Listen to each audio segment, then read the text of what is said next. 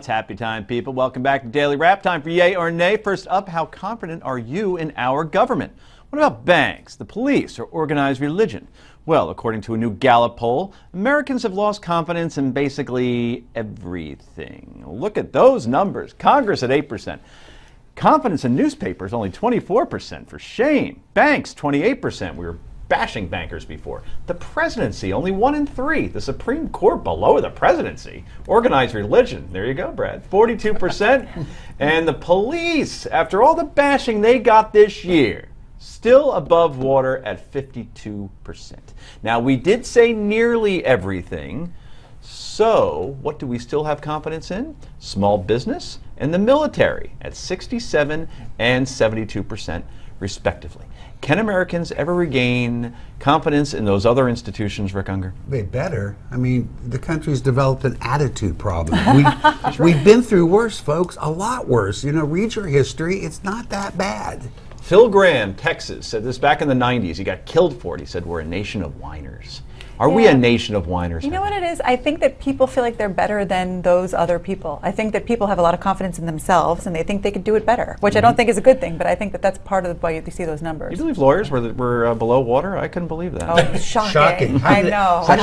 Bottom of the sea, not below water. Yeah. Bottom of the sea. Yeah. But I think what Heather said is really important. Because the military scores highest when it's individual service people. Right. And small business is a person actually building something. I think what we've gotten really good at is appreciating what people can and must do for themselves, but we're going to have to remarry that to what we must and can do together and can only do together. We'll only get there if we decide that rebuilding trust is more important than any one conclusion any of those institutions Very reach. well said. By the way, I should mention, 42% of people have confidence in organized religion. There was a subset to that. 94% had confidence in Jewish leaders. So I found that to be very interesting. What was the Am I in that category? That's what I want to know. How about organized crime? Is there much confidence in organized crime? Organized crime, they came in at 64%. Yeah, There you okay, go. that They're sounds beating the about cops. Yeah, ever since Gotti went away, the numbers just dropped. Anyway, a former pilot of President Obama says all pilots should be armed. Retired U.S. airline captain Andy Danziger, who flew President-elect Barack Obama's campaign plane in 2008, says arming pilots is the only way to truly safeguard pilots from hijackings and other acts of terror.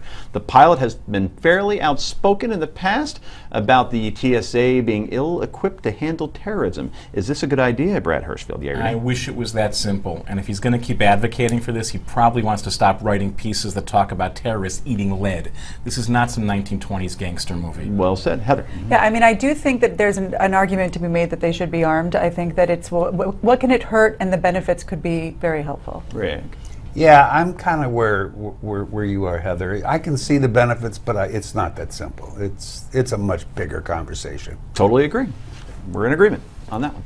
Brian Williams is making a comeback, just not as the host of the NBC Nightly News. No, that position is going to go to Mr. Williams' fill-in host. His name is Lester Holt. Congratulations to Lester. He's solid all around. Hard to argue with the decision. So where is Mr. Williams going? Banished to NBC's struggling sister station, MSNBC, where he will anchor breaking news and special reports at a considerably lower salary. Think Shep Smith on Fox, except he'll be doing that at MSNBC, who doesn't really do breaking news very often. Interesting. Will Williams' move to MSNBC, I should say, help the network's ratings at all? Yea or nay, Heather Hansfield? Hansfield, whatever. I guess got merged. It'll help a little, at least to start, and then maybe they can kind of ride that and do something with the station. I think breaking news is perfect for him. It's going to be really hard to make up stories when you're breaking the news. It's a very good point. He never really lied in the air. He was always telling the stories after the fact. It's after the fact. Look, he's certainly less tendentious, even on his worst day, than most of their hosts are on their best day. So what was that word? Tendentious. You want to define it for us, us humans? Over the top, not entirely factual claims. I see. Wow. It's like the end of the O'Reilly Factory says the word of the day is tendentious. I feel like I'm with Eric Dyson, whatever his name Michael is. Eric Dyson. Yeah. An MSNBC host. Never met a 75-cent word he didn't love. I taught you something. They're good. Little And at no vocabulary for the charge. day. And on that note, we leave you. Great show tonight, guys. Very, very thoughtful, unique, thought-provoking. This is why we get the reviews that we do. Tremendous. Anyway, News Max Prime, J.D. Hayward. That's next.